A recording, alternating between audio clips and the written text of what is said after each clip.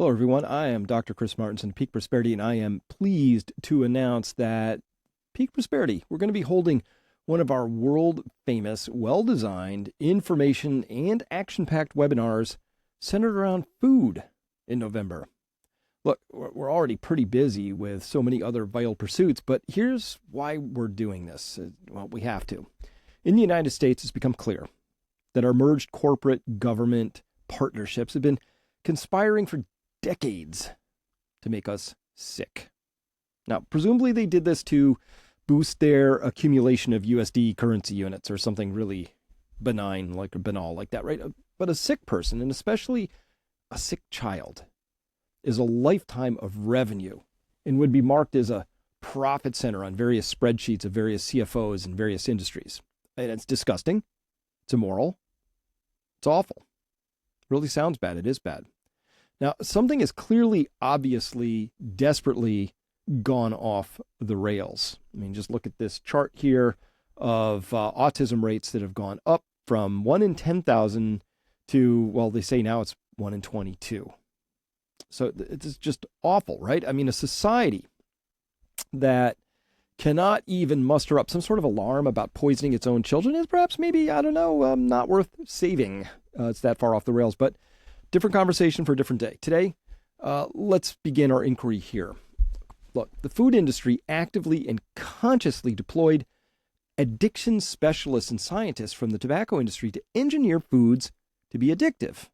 Now, they did this by making the foods overly delicious and habit-forming, by nailing the so-called bliss point, the bliss spot, which is that precise ratio of fat and sugar and salt. Our foods were weaponized against us. They did this by hijacking our evolutionary wiring. It was never actually a fair fight.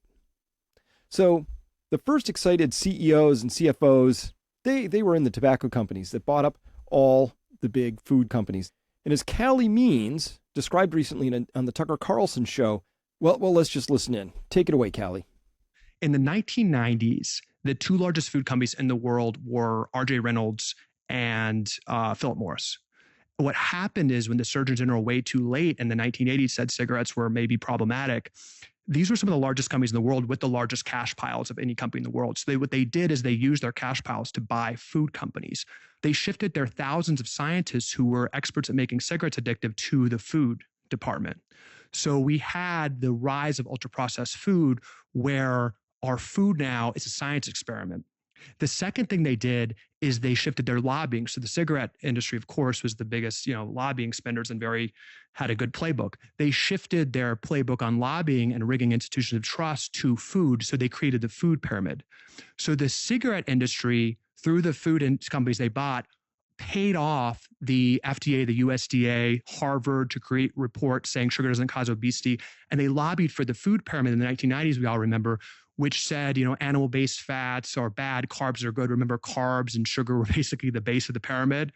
So as Callie Means really explained so well, the cigarette companies weren't chastened by finally being caught out on killing their customers by hiding their products' main defects. They merely looked for another area that they could apply their expertise in, leveraging addiction pathways and, maybe corrupting regulatory science and legal proceedings. Those were the things that they really excelled at. So they kept doing it. But that food pyramid that we all knew that, was plastered all over school and my life for so long, with grains at the bottom, all that, it's a complete fabrication. It was meant to promote an unhealthy set of eating practices.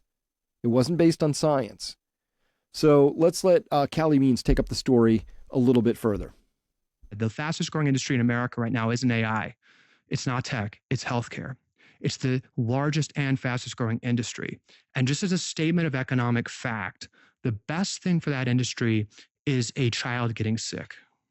When a child gets sick or any American gets sick with a chronic condition, with diabetes, obesity, kidney disease, heart disease, whatever, they go on a lifetime medication. They go on the metformin, they go on the statin, they have lifetime treatments, and they keep racking up more comorbidities. If you're diabetic, you have an average of 4 other comorbidities. So you keep racking up, but you don't die, you just suffer. You inevitably get infertility, depression. You start racking them up. So that's very good for the medical system to have these chronic conditions that need to be managed, just from a pure economic standpoint. That's how the system's set up. That's all happening largely because of our food system and other metabolic habits we can talk about, but largely because of our rise of ultra processed food that's really, really hacking our cells and really hijacking our cells.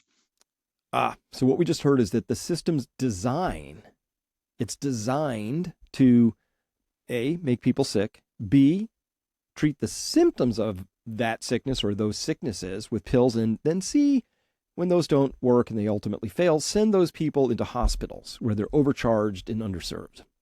Money, money, money. Just a harvesting operation. It's just designed to create money for the people operating the system. All right. Now, upon hearing that framing from both Casey and Callie Means, the sister-brother team there, upon hearing that from them, my inner contrarian, it just took over. It said, heck no.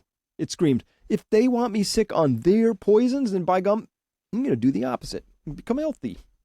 I'm stubborn that way, right? I hope you are too. Now, if the Federal Reserve wants me to suffer the effects of inflation as a consequence of their endless currency printing, well, I'm going to hold gold, silver, land instead, right? If the government wants me to be afraid and anxious, then I'm going to achieve peace and inner harmony. And I do this by being onto their ways and avoiding the worst of their propaganda and fear-mongering. If the FDA neglects somehow to mention the importance of taking lots and lots of vitamin D or getting plenty of sunshine, then I'm going to take lots of vitamin D and get plenty of sunshine. And now, when it comes to food, though, it's alarming and infuriating, but also empowering to learn that our mainstay food industry is working against us in every possible way. You call that evil, you call that just overly greedy, you call that immoral, you call that soulless. I don't care. It's a lot of those things, maybe all of them at once. But now that we know that, right, well, we can do something about it. That's where the empowering part comes in. Now, I wish I knew this a long time ago when my kids were still little children so I could protect them better. I simply didn't know how bad it was. And since COVID, I've learned many things. I've learned that the second group of excited CFOs in this story belong to the pharma industry, which makes the vast bulk of its money and profits by treating the symptoms caused by all this toxic food and the metabolic syndromes that they ignite. Overeating carbs in particular, it's nearly unavoidable in today's society. It's a consequence of eating any ultra-processed food diet, leads to something called metabolic syndrome, which is a sordid collection of maladies that quite often present as a group, right? As you can see in this graphic here, we've got heart disease and lipid problems and hypertension, got type 2 diabetes, there's dementia, there's cancer, polycystic ovarian syndrome, and non-alcoholic fatty liver disease. You could have one or usually more than one of those things, right? Like Lay's potato chips. Nobody can have just one, they say. So then here's this set of charts showing how obesity has just advanced like a wildfire across the United States. In 1985, very low levels of obesity across the entire United States. But by 2020, it's just every country is some shade of red or purple. It's awful. Now, for its part, the CDC was nowhere to be found on the scene as the largest and most obvious and devastating health emergency in our country's history ravaged the nation for the past 3 decades. While they were busy, I don't know, chasing down solitary cases of illness possibly caused by raw milk, people died by the literal millions of completely preventable disease. Now, look at this chart. Here's what the CDC says. Oh, yeah, here's the leading causes of death, right? You've got heart disease, number 1, cancer, number 2, accidents, which aren't a consequence of eating, mostly, I hope. Number 3, COVID, number 4, stroke, number 5. Then you got chronic lower respiratory diseases. You got Alzheimer's disease. You got diabetes, nephritis, which is kidneys, chronic liver disease. Okay, that's it, top 10. Everything that I put a rectangle around up there, and that is 8 out of 10, is a metabolic disease. Cancer, you asked? Yep, cancer too. As Paul Merrick of the FLCCC, he did a deep dive on that. He convinced me that this was the case. Cancer is a metabolic disease. Amazon striking his book down and blocking him from publishing any future books was confirmation that he's on to something important that will support better health in life. That's how you know. As soon as something gets canceled, It's a good sign. You should be looking at it a little more closely. Now, that has since been reversed, and the book is back on Amazon, but that's only after the FLCCC invoked a high-powered lawyer. But come on, folks. Science really shouldn't need lawyers to remain on the bookshelves. It's just science. Inconvenient science if you're a pharmagoon, but science nonetheless. And then before anybody says anything to me about that chart, that list from the CDC, no, I do not consider COVID-19 actually to be a cause of death. It's not that one. That's just nonsense, okay, from the CDC. Healthy people don't die from COVID, or at least so rarely it's totally negligible. And it's only people who have multiple comorbidities that die with COVID, not necessarily from it. Did they die from COVID, or was COVID just really that thing that they had that kicked them down the stairs because they already had multiple comorbidities that were going to shorten their life anyway? I think that's really the story here, which means a COVID death, it's really a metabolic disease death, just got a little help from COVID. So that's how I see it. Now, we're going to look at this chart here. This is age-specific prevalence of metabolic syndrome by sex, by race, by ethnicity, 2011 to 2016. And you can just see that it goes from basically 1 in 5 people in what should be the healthiest years of life, right? Which is ages 20 to 39. Well, then that becomes it goes up to 40% at ages 40 to 59. And that jumps all the way to 60% if you're over the age of 60. So this is astonishingly bad. Really? 60% of people? I mean, as the above chart, as this chart shows, that's 1 in 5 people between the ages of 20 and 39. Right? And then it goes to 3/5, 3 out of 5 by 60. Man, that is bad. But wait, it gets worse. Beyond the metabolic disease caused by a grotesque imbalance of sugar and other carbohydrates and all that stuff, lipids and proteins, there are toxins to consider as well. As the food babe Vanny Harry points out constantly, U.S. foodstuffs have things in them that the EU never allowed, and in many cases is banned for being cancer-causing and or toxic to human health. I mean, if you look at this, she puts up lots of side-by-sides like this. This is Fanta, U.S. version, UK version. In the U.S., you have high fructose corn syrup, you've got sodium benzoate, you got yellow 6, red 40. Anybody here know what yellow 6, red 40 actually is? When you go over to the UK version, you find out that they use sugar instead of high fructose corn syrup, right? You got some citric acid, which is fine, natural product, malic acid, fine. Vegetable extracts, carrot and pumpkin to give it that color, right? And just some other stuff in there, all of which is kind of natural compared to high fructose corn syrup and yellow 6 and red 40 and stuff like that. Tons of examples like that. All right. There are these things. These are industrially sourced dyes, exotic preservatives that the EU does not allow. A bevy of preservatives, some of which are powerful enough to block molds and bacteria from consuming fast food for more than a decade, are now part of the American diet. Look at this. This is a 12-year-old McDonald's burger on fries. It's on display at the Snotra House in Iceland, right? Somebody actually threw this into a bin and forgot about it and didn't take the trash out and looked back in there like years later and was like, wow, still looks edible. So they made a joke out of it, but now it's kind of famous. People go to visit the 12-year-old, probably now 14-year-old burgers. Look, nothing ate it. It was in the trash, and now it's on display. Nothing is consuming that. All right, that should tell you something. Europe has a vastly lower threshold for glyphosate. That's Roundup's main ingredient.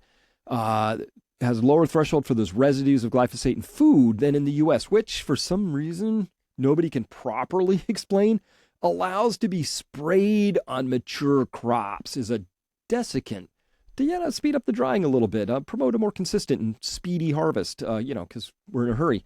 All right, from there, all that glyphosate enters the food supply chain, causes all sorts of gut biome disruption, and all the attendant ills that come from that, including things like neurological issues, hormone, autoimmune issues, gut issues, behavioral issues, up to and including schizophrenia is linked to poor gut balances.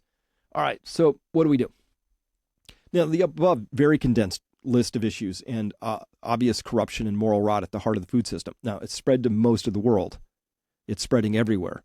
It's cheap, it's easy, it hits the bliss point. Companies make a lot of money at it, so obviously it's spreading. Now, escaping those pitfalls and perils and reclaiming your health, it's as simple and as hard as eating better food. And we're all a little bit different, so you're going to have to dial that in a little bit. Now, knowing that this is a difficult subject for many people, including myself, full disclosure, we've assembled a really great cast of people to help simplify this topic. We're going to make it as easy as possible to get started on your journey to better health and a longer life. Now, obviously, health is the most important thing any of us have. Our children, though, and our grandchildren's health also of paramount concern. So if you're a parent or a grandparent concerned for the health of your family members, this webinar that we're putting on is designed for you. And beyond that, we're all sick and tired. I know this. We're all sick and tired of being sick and tired. So it's also being designed for people like me who are ready to no longer be the sucker of this system, us contrarians, right? I'm going to be healthy because they want me sick. That's how I roll. The main goals of the webinar will be to spend just a little bit of time on the main framing of the problems so that the uninitiated can't follow along. You should be able to send this to people who maybe know nothing about this issue yet. But the rest of the time of the webinar is going to be spent on success stories and assembled resources that you can draw upon to procure healthier food, guidance, support, whatever you need.